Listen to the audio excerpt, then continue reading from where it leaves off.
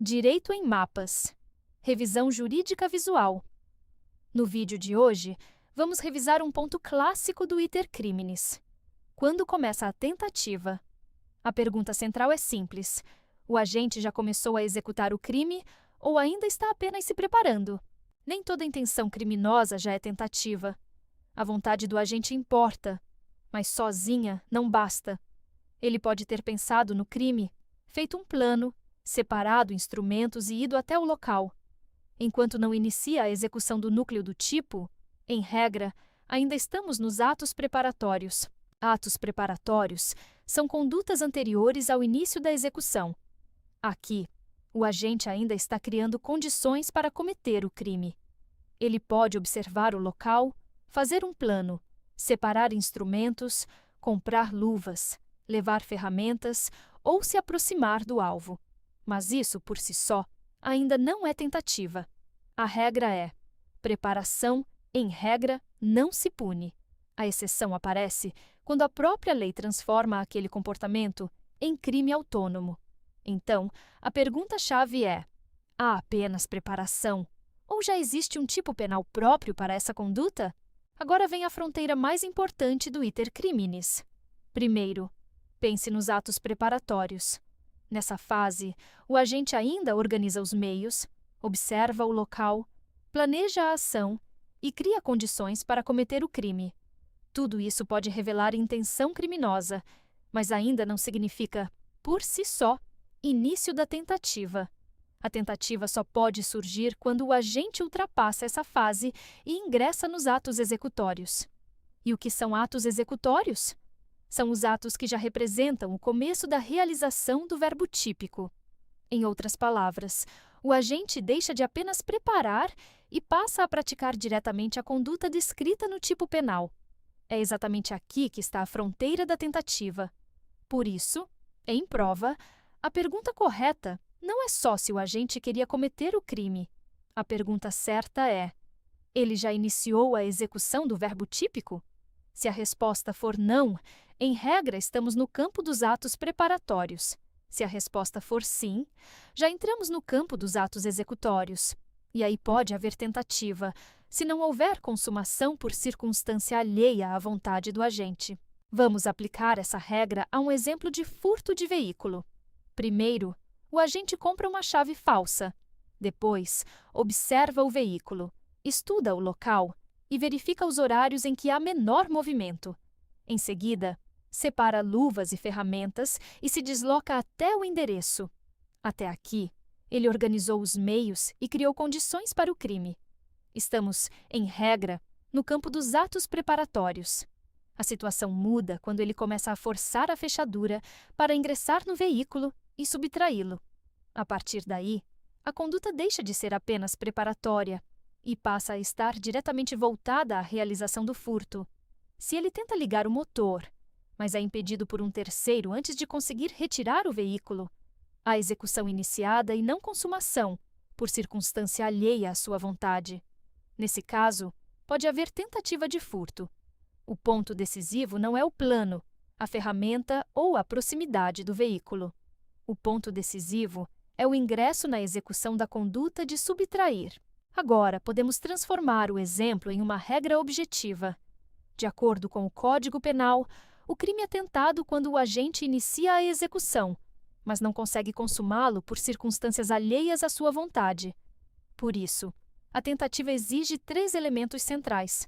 Primeiro, início da execução. O agente já ultrapassou a fase de preparação e começou a praticar a conduta descrita no tipo penal. Segundo, ausência de consumação. O resultado final pretendido pelo agente não foi alcançado. Terceiro, circunstância alheia à vontade do agente. A execução foi interrompida por um fator externo, como a intervenção de um terceiro, a reação da vítima ou a chegada da polícia. Em regra, também é necessário dolo, porque o agente deve querer praticar o crime consumado. Então, memorize esta fórmula: execução iniciada, mas não consumação por circunstância alheia à vontade do agente, é igual a tentativa. E atenção à pegadinha. Se o próprio agente podia continuar, mas decidiu parar voluntariamente, o caso pode ser de desistência voluntária e não de tentativa. Depois que a execução começou, surge outra pergunta importante. O agente conseguiu praticar todos os atos executórios que pretendia realizar? Se a resposta for não, temos a tentativa imperfeita, também chamada de inacabada. Nela, o agente inicia a execução, mas é interrompido antes de esgotar os atos executórios. Ainda faltava agir mais para completar o plano criminoso. Imagine que o agente começa a atacar a vítima, mas é contido por um terceiro antes de concluir os atos que pretendia praticar. Agora, se o agente faz tudo aquilo que considerava necessário para consumar o crime, mas o resultado não ocorre, temos a tentativa perfeita. Ela também é chamada de tentativa acabada ou crime falho. Nesse caso, os atos executórios foram esgotados.